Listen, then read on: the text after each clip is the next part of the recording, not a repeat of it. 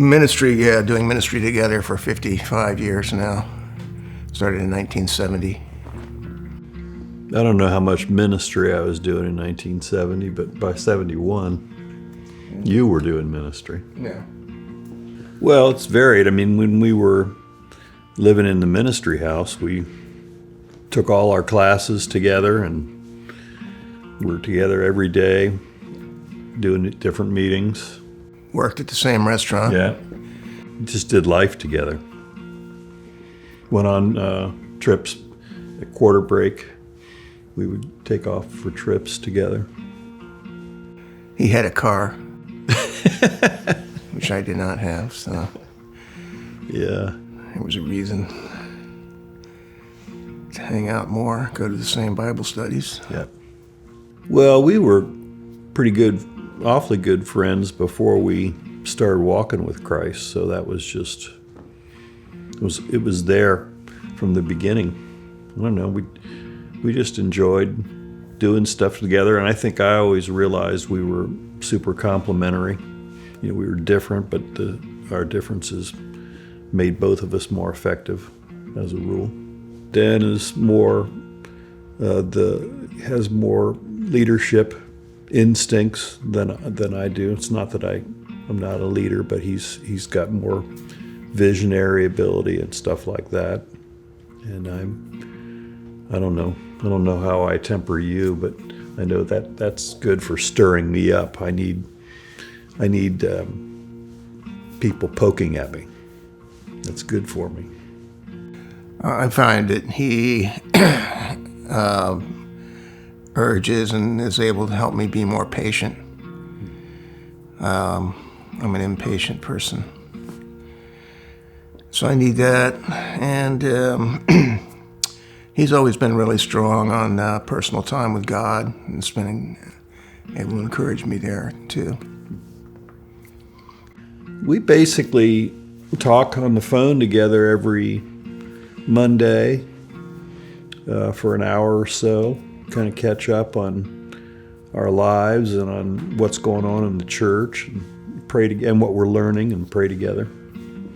That's how we keep in touch these days. Before that, for many, many, many years, we just got together every week, first at McDonald's and then in our office every week to catch up. I'm a big believer in having long-term friends that really know you well and are in a position to set you straight on things, or just be grounded in another person who had the same life experience with me, knows what I'm talking about. I think everyone should have, a couple of or three intimate friends like that.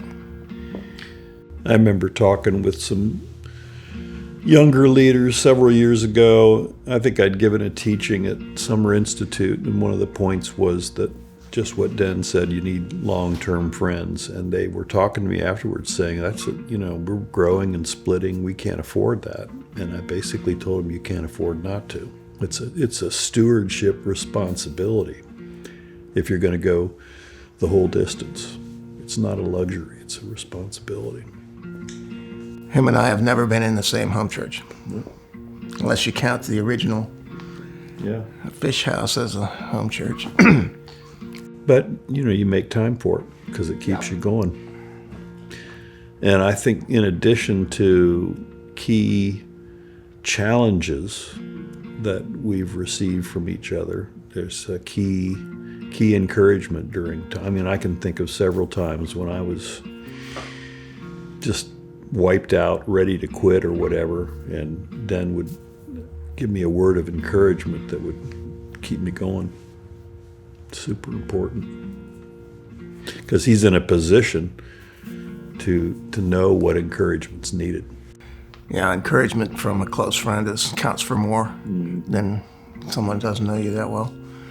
I've been studying the Psalms a lot. I never got into them when I was younger. I think it takes experiencing suffering, at least for me, to appreciate the Psalms. But I've been especially struck by the metaphor of God as a refuge.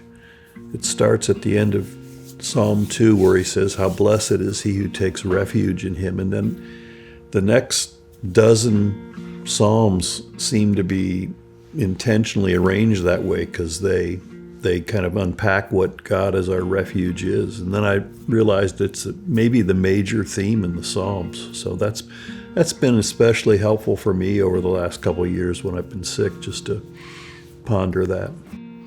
Another source that I hope older people in our church take advantage of is Oswald Sanders' book, Enjoying Your Best Years. And that is such an encouraging and just an awesome book. He points out that for people, as you get older and start feeling sorry for yourself, that, we're called in Romans 12 to give ourselves over completely to God, and that proves his perfect and good will. And Sanders points out that God's will, which we should rejoice in, includes us aging. And so it's something that has its own blessings that being young doesn't have, and we should be thankful for it. The other thing that I've found is that I need, in order to finish the race, I need to continue to not only to minister in general, but to use the gifts God's given me. In 1 Timothy 1, he says that to Timothy, he refers to the prophecy that had been uttered over him that involved naming where he was gifted, and he said, "It's by them that you'll be able to fight the good fight." So I think there's a certain vitality and vigor that comes from continuing, especially to exercise the gifts that you have. So over the last couple of years, I haven't been able to do hardly any teaching, but I've been able to write, which is an outlet for that gift that keeps you vigorous. It's a crisis that I found myself really challenged that I've got to go deeper in my convictions about God's sovereignty and God's wisdom, that he knows what he's doing, that this did not come to me except through his hands. And I think landing on the right place about things like health crises is pretty important, because otherwise you're going to get resentful or you're going to get mistrustful of God, and that sends your whole life off course. Yeah. And the other thing is that my wife pointed out to me that, I was prepared for this period of my life. And as I look back, I can see how through other trials along the way, he was kind of preparing me and giving me endurance to go through this stage of my life. So that's, yeah. The other thing that Paul says to Timothy that's going to enable him to fight the good fight of faith in 1 Timothy 1 is to keep a good conscience, or as he says in Hebrews, to lay aside every encumbrance. I think it's important, if you're going to go the whole distance, to have a responsiveness to God's conviction in your life when he puts his finger on something, just to get used to responding to him. That's the way we wind up not grieving the Spirit's work in our lives. There's a bunch of examples of good friends that have walked away, didn't make it. And when you track what happens in their lives, it's not good. And so I think, we have to persevere in faith, even if we're suffering or things aren't going as well as we'd hoped. There's a lot to be said for just staying in there. And God eventually, you look back and realize how cool it's been, and God will bring you into a place of fruitfulness, and the relationships you develop with people are lasting. We really are in a very, very unique church. And God caused certain streams of teaching to come together. We know not how.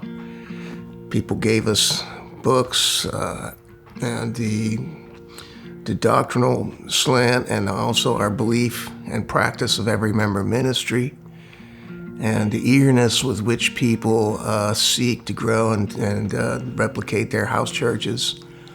It's just really unusual and pretty unique, actually, in America anyway. So we should all feel really gratified and blessed by God in that regard. I think that as you age, it becomes even more important to cultivate thankfulness. I think you see people, life is a sifter, and it'll beat you down and take your joy and make you cynical or resentful, which is so toxic to your spirit. And the way to counteract that is by really cultivating thankfulness. I remember, Dan, years ago, going through a pretty long period of depression, and we would talk about it when we got together, and as we talked about it, he just said that's the thing that God had spoken to him about, that he needed to work hard to be thankful, because you realize how, we're pretty negative, and when you indulge that, then it just begins to poison your spirit. So gratitude, that's key. Well, he talks about the parable of the, what is it, that grows overnight? What kind of plant was it? Seed, it's just a seed. Oh, that's the one, the parable is not in the other other Gospels, yeah. The parable of the seed. The farmer plants the seed, and then he says, it begins to grow all on its own. How he does not know. He doesn't know how it grows or why. And when he notices it's ready, he puts in the sickle. So I think it's he says the kingdom of God is like this. So it's on ministry. A lot of what happens, we don't understand why, and we didn't make it happen. And certainly, God has blessed our church over the years. There's thousands of people in it now, and many thousands more that came to Christ here and are in other churches. So it's an honor to be used by God, and you have to remember that He's the one that's bringing it all to pass. It's a cool parable.